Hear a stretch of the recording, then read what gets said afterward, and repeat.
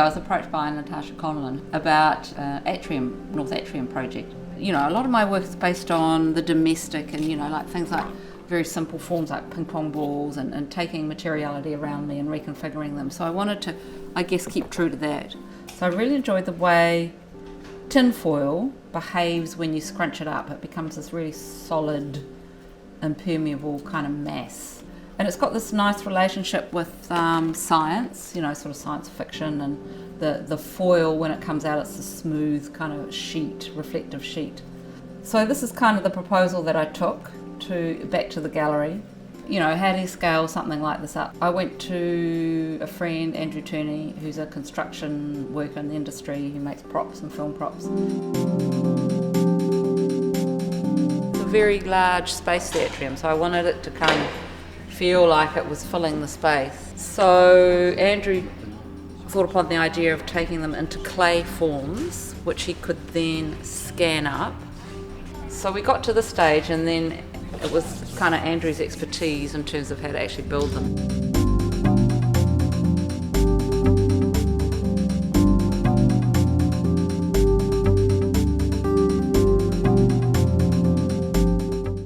When you look at Judy Darragh's work, I think what you notice first is the colour, a wild, garish and fantastical use of colour.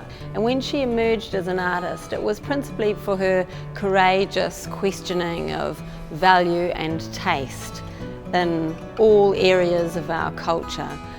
But she did this in an exuberant and flamboyant way, celebrating colour, celebrating cheap materials, celebrating the emergence of a so-called lo-fi creativity in high art spaces. So the next step of the process was to take Jude's clay maquettes and scan them so we could then make a computer model. We photograph it in 10-degree increments all the way around, and then the software interpolates any surface texture differences and creates quite an amazing 3D model.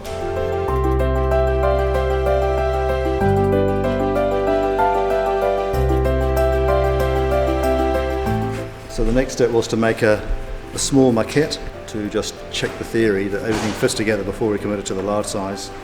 I've been quite worried about how much space we're going to take up. You know, like I do want them to be impressive because it's a huge space. So when that was all assembled, to get an idea of its spatial footprint, Jude came in and we raised it up. It's going to eat up that space. Yes.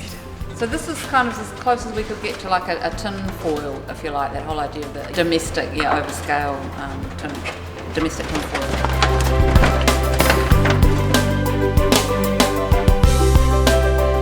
Judy's work, the public respond to it really well because it reminds them of their own early and immediate engagements with art.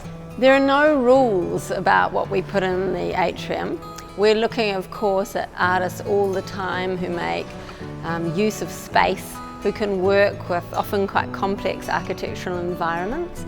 We're drawn to people who can really contend with that environment, either respond to the overt wood, the sort of natural tones of the timber and marble, or in some ways, as perhaps Judy's will, contrast radically with it. Because the atrium, you know, it's this big hallowed space.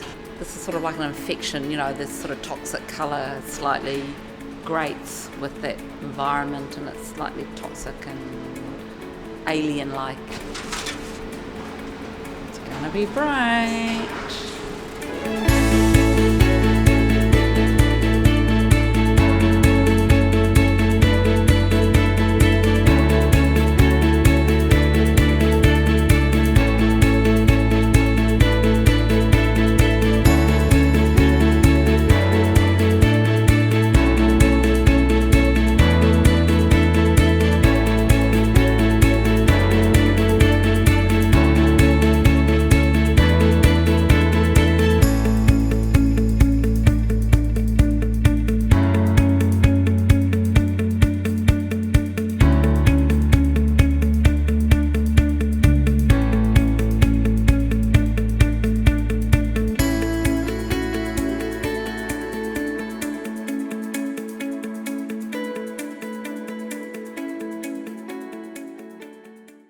they've kind of maintained that same sort of integrity of the original idea, which was just the scrunched up tin foil and the little model that I'd made.